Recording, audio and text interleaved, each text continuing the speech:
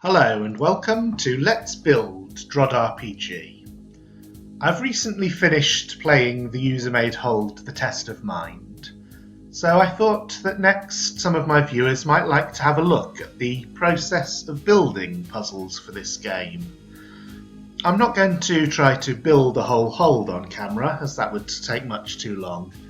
Instead, I'm going to build my contribution to the current iteration of RPG Hold Anonymous, which is a collaborative hold building project that's being carried out by the members of the Caravel Forum. This is actually the third iteration of the project. I'll just start by explaining briefly how the game works.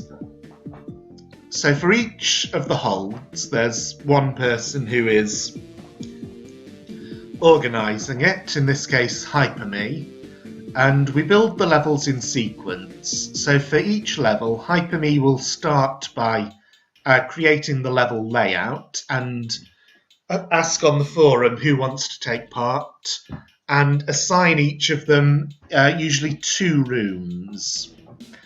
And the participants then build their rooms without any knowledge of what is going to be in adjacent rooms. So for example, this room, which is a bit deeper into the level, has 2 exits on the north side, and the person who designed this room doesn't know what the room to the north will look like, which determines which of these entrances is going to be easy to reach and which one more difficult. Then, after everyone has built their rooms, we see what it looks like when they're all put together. And there's a testing phase in which we make sure not just that the level is possible to complete, but also that it's fun and reasonably well balanced. And DROD RPG being what it is, it's particularly important that that in the testing phase we end by posting our statistics at the end of the level. So the HP, attack and defense we've managed to reach. Just because attack and defense gems are on the level doesn't mean it will be possible to get them all. For example, in this room, the player might choose to hit one of these orbs, which I'll just go into testing mode to show you. So these orbs open the green doors, saving you a green key, but close the black doors. So you can choose to save a green key, but at the cost of the attack and defense gems. And depending on the HP you can get in the level, that might be a good or a bad decision. So we play through the level and post at the end of it the stats that we've reached, so that the architects can use those as a basis when they start the next level.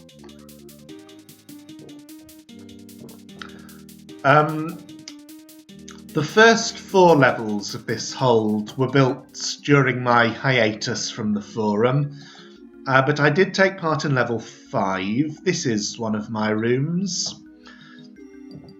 This one is built in a similar style to my hold Castle Repton. Most of the choices in the room are based on enemies, in this case Seep, also pirates and a swordsman. Enemies that will damage you even if you don't fight them directly. The other room I made in this level is this, which is one of the mini-boss rooms, because it's right at the south end. This room and this room both must be complete to access these passages which open the doors to the end of the level. So the rock giant acts as a mini-boss. You have to kill him in order to progress. And there are several other choices that I placed in the room.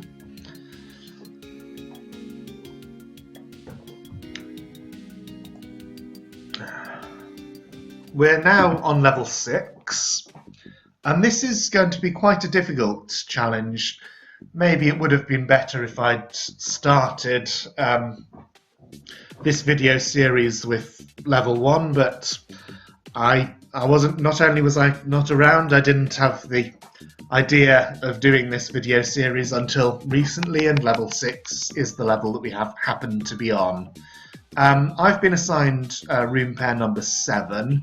The walls are just there to mark which room that is, so I'm taking them out when actually building the rooms. So what makes level 6 particularly tricky? Now, pressing F4 brings up this menu by which you can set any of the game variables for testing mode. And the attack and defense I've put in there are the values that I myself achieved on playing through the first 5 levels. The attack and defense are augmented by the sword and shield you have. Sword number 4 is the long sword, which is plus 70 attack. So in fact I have 306.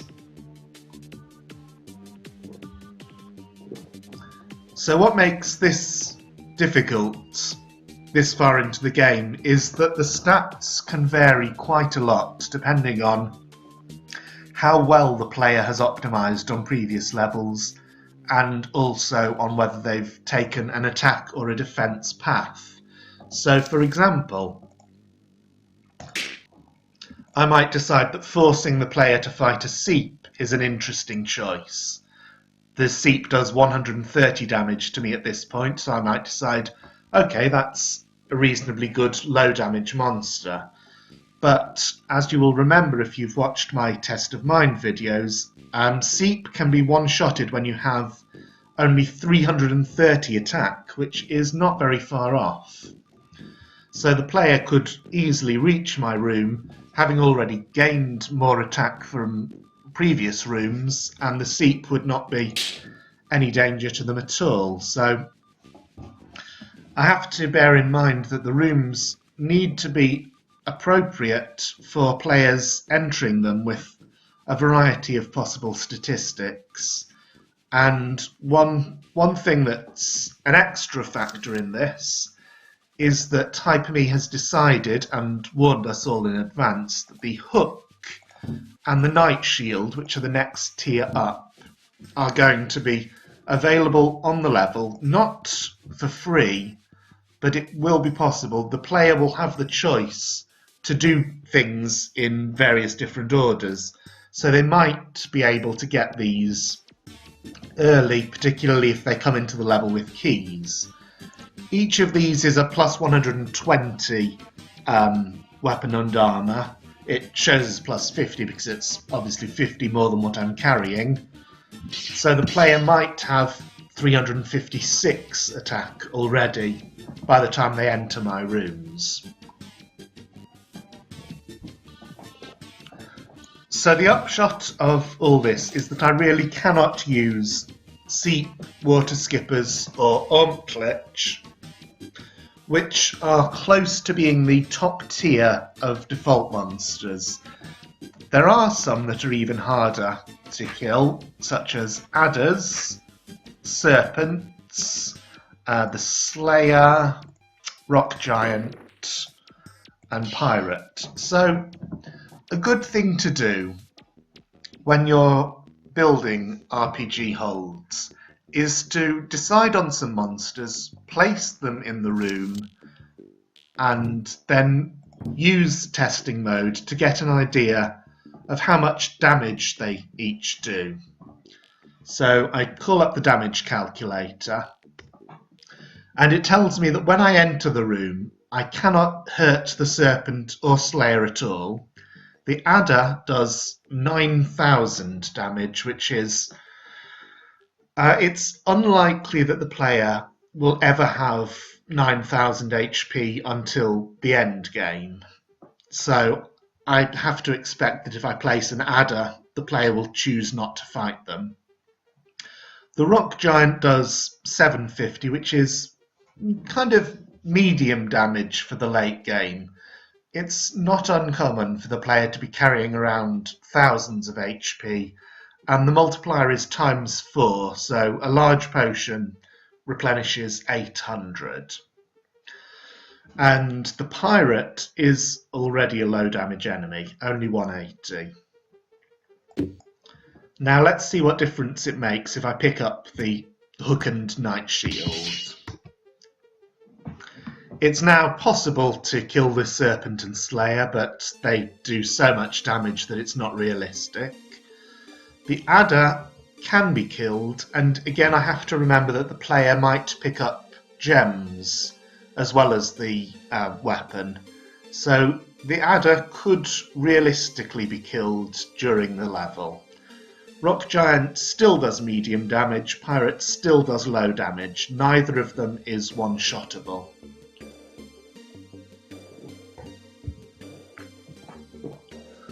But as always, have a look at the values. An enemy's HP added to its defense is the attack that you need to one-shot it.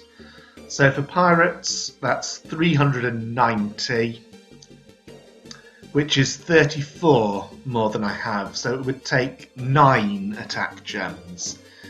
So it's quite likely that that is available on the level,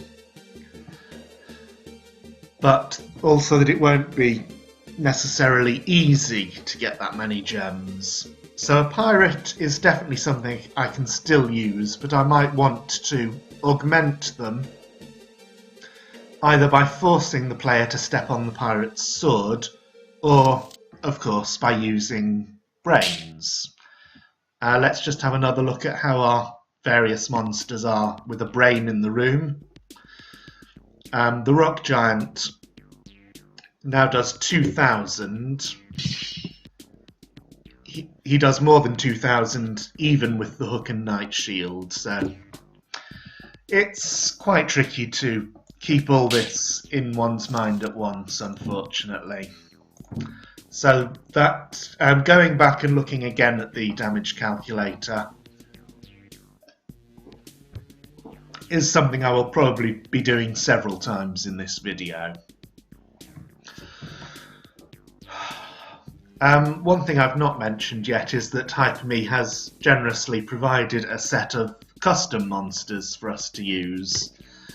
However, most of them have exceptionally high defense, and so they're not realistic to use unless we expect the player to gain a lot more attack. The Evil Eye, you might notice why it has that name.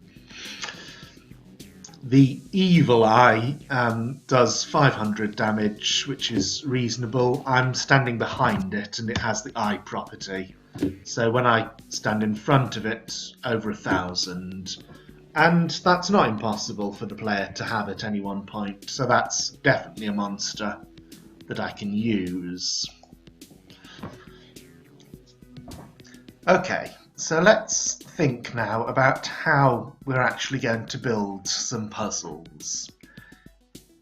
The first thing to do is to look at the locations of rooms on the map and what that signifies. The goal of the player is to get to the far south room, which they can do by going directly through rooms 4 and 2. So those are the main rooms that are going to be filled with obstacles for the player to progress. This room is a side branch that the player can enter if they want to get more, some better stats.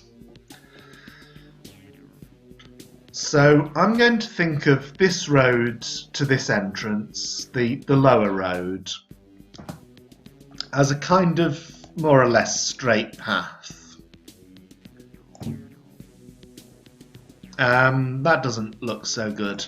One tricky thing about doing rooms for these holds is you can't edit the edge squares. But sometimes doing different floor types, you just want to be able to carry them to the edge squares, but I can't do that. So anyway, I'm going to think of this as a passage directly through my room, and the north exit as somewhere that the player might want to reach but will be more difficult to reach. Of course, what's actually in the room to the east might make that irrelevant, but that's something we could find out when we test the level. There's 6 tiles there, so in fact I'm going to make it 6 on this side so it's symmetrical, because why not?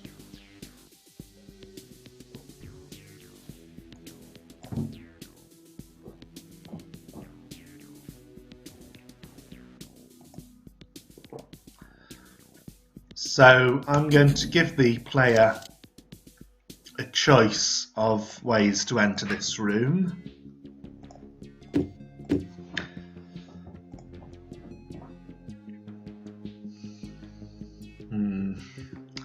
Is that reasonable? 1000 damage or taking a yellow key? Maybe a yellow, yeah, maybe it should be a green.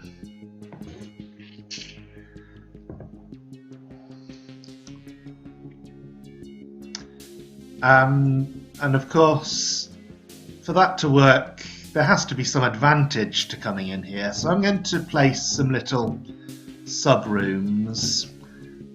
And here I can go wild with the floor types, so that's to the better. And these might contain some gems, power-ups. Also, this corner is now difficult to access, so we can put something good there. And let's put a rock giant in the path. So if I put a potion here, that means there's already a little bit of an interesting choice. The player can open the green door and take the potion even if they don't intend to do anything else. Let's just check. So without the hook and knight shield, the rock giant is doing 750. So yes, this is already quite difficult even to enter this area. So what are we going to put in here? Well, one thing is I can't put a brain in the room now because the brain would affect all enemies in the room. And I've just decided that I want to use a rock giant and an evil eye. One thing about the rock giant is it gives 500 Greckles reward because it's meant to be a boss monster. So it's one that you should use sparingly, because when the stats get high enough that the rock giant can be tackled as a normal monster, the fact that it gives so much Greckles is awkward. Okay, so I'm going to put an adder in here. The adder is 800 Greckles. There is an altar in this hold, so that's one reason it's particularly important to be careful about the Greckle costs. Any money that you make available. So if I make it possible to reach the adder's tail end, then if you get 600 defense, you can just kill it starting from the tail end and get all that Greckles for nothing and spend it on the altar. Stop it. So instead of that, I'm going to have a shorter adder, and let's look again. We said, right, the adder is 9,000.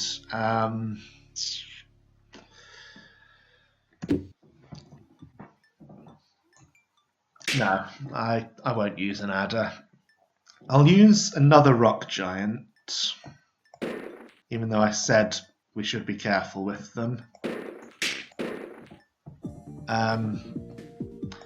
Now, one disadvantage of this floor type is that you can't really see the individual tiles, but there is only one square in between these two, so I can make that one square difficult to pass by making it a water tile.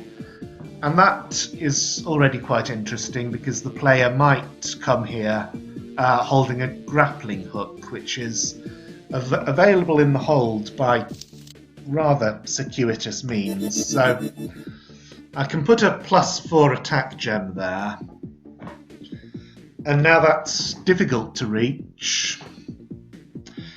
Ideally, you would have to kill... Let's put in another evil eye.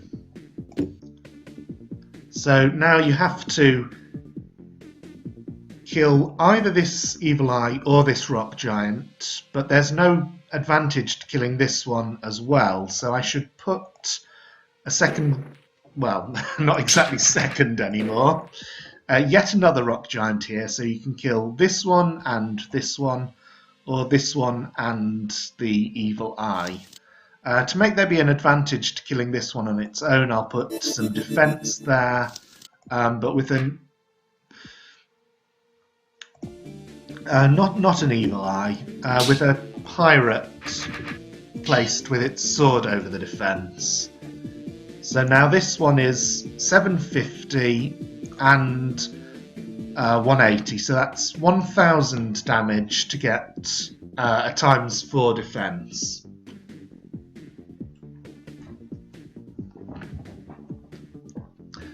And that will pay for itself if you take 250 hits after getting the defense gem, which is kind of likely to not be worth it. So the way around that is to think about whether you can kill the rock giant more cheaply if you get better stats. So I'm hitting the rock giant for 206 damage, so obviously I'll get it in 4 hits. For 3 hits I would have to have about 60 more attack, and that is easily attainable if I get the sword and 2 gems. So I'll show that. I think it's 2, it might be 3. I'll show that. So 750, still 750, 500. And now that's much more manageable. So now there's an interesting choice for the player when they encounter this room. Do they come straight in and get that defense as early as possible, or do they wait until it becomes cheaper? However, if the player does kill this rock giant and gets this defense and gets this attack by killing the evil eye, then there's no longer an incentive to kill this rock giant, so I'm going to put a key in this corner, and now there are several choices for the player to make. And I think that's worked out quite well, so I'm going to do something that mirrors the setup on this side.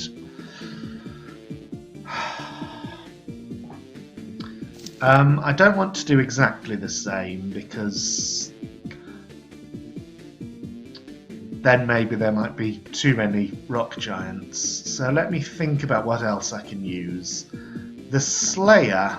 Slayer is an interesting monster because, as we saw, even with the hook, it's not realistic to kill the Slayer yet. But the Slayer turns to face you, so he will damage you when you step on any adjacent tile. Now, I think an interesting place to put the Slayer would be right there.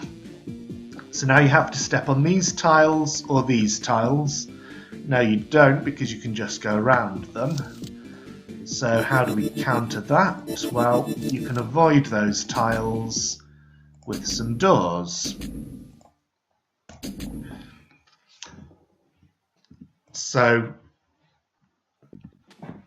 I'm going to give myself some keys in test mode that will make it easier to look at the choices that involve opening doors, and also some greckles.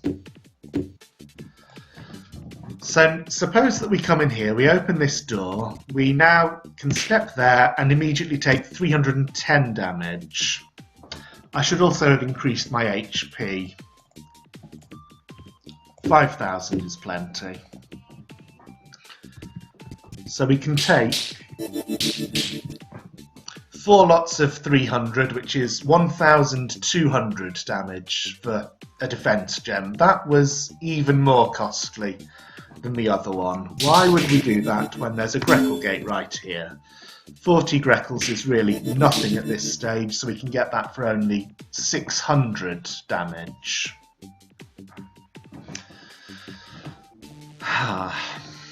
Well, that doesn't seem very well balanced, so I'll make it... No, I can't make it a yellow door, because then the game automatically regards those as a single joined door. I don't want to make it a yellow and a green for defence. So let's think about that. You do already have to spend a yellow key just to enter this room, so the choice is to spend a yellow key and take 600 damage, or spend 2 yellow keys. That does seem a fair choice. Either of those might be a reasonable thing to do, or again it might be reasonable to wait until it becomes cheaper. Although in this case, because you're taking damage from the Slayer hitting you, it will only become cheaper when you have more defense, not more attack. Okay, but this corner is a bit barren. For similarity with the other room, I should have a key there and some difficult monster. Would a pirate would be too light at this stage. But if I have another Slayer, then this second Slayer will also hurt the player as they try to get the attack gem, and that's not really what I want. Do I use another rock giant? No, I'll use another evil eye. Now this one is quite interesting because I'm deliberately allowing the player to hit this one from behind, which is only 578 damage, and it will become 0 damage when the player can kill the eye in 2 hits, so when they have half this HP plus the defense, so 136 plus 182. In fact, that's not very much more than the attack I have now, so it might be best. It might be best not to allow the player to hit this eye from behind, or the tile to the west of the Slayer is completely free to walk on, so I was just thinking about putting a door here, but then I remembered this tile also counts as from behind, so that's no good. Well, one thing I can certainly do, because there's enough space for it, is hollow out that tile.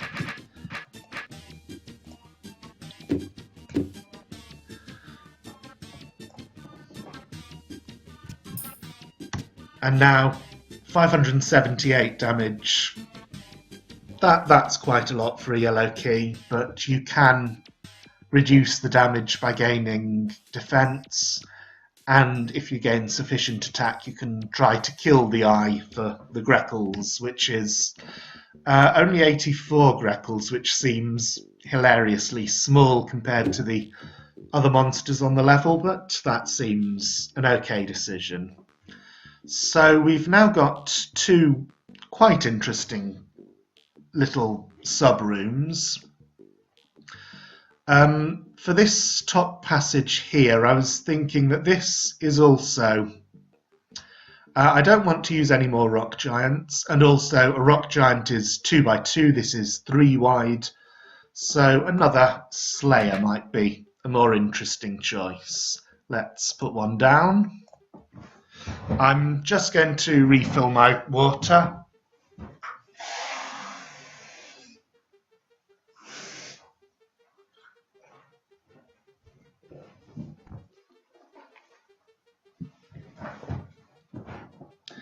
In this case, it's compulsory to take 3 hits from the Slayer going in and 3 out, which is 1800.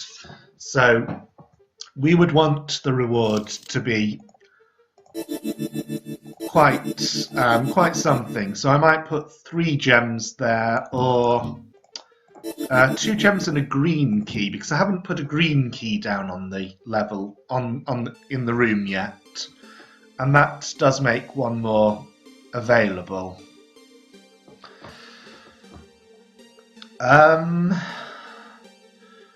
Okay, now here's one thing we can do to make this interesting. I could put a bomb down that makes it possible to kill the Slayer.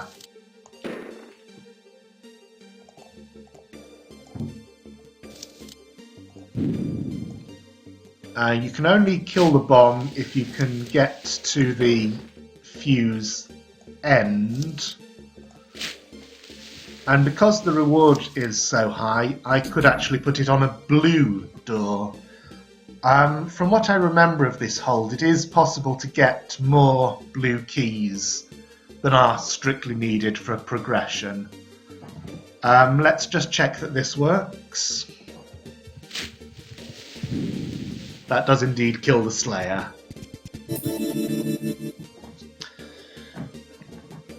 I'm not sure whether that's a very well-balanced choice, but it is there. It's something that the player might consider if they ever have enough HP for it. Now the question is whether I should put anything more in these passages. Well, one thing that I do like to do in my rooms is just make some more HP available. So I'm going to make it, if I can get the force arrows working. This is a first attempt. The idea there is that you have to open both yellow doors if you want that potion, or you can just get it with a green key. And in fact, I think that does work. I think with the force arrows, that is enforced the way I want it to be.